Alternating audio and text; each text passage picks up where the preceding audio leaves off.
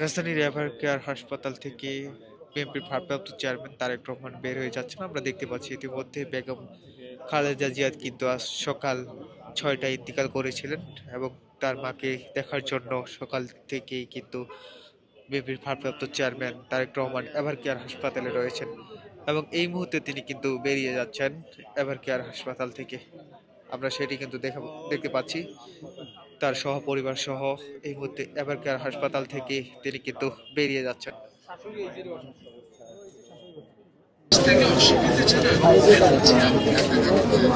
দেখে বের হচ্ছেন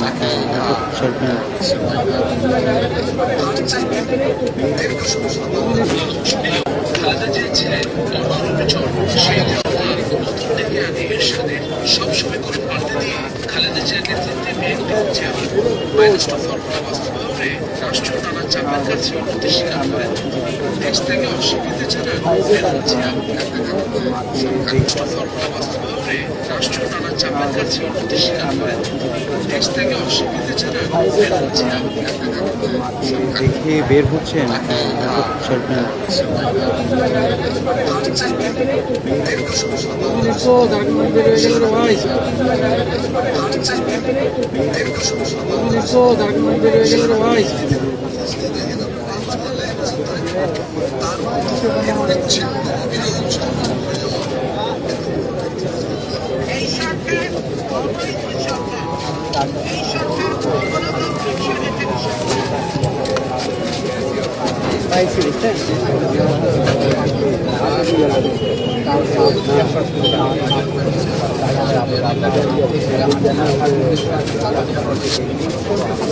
মামুন ভাই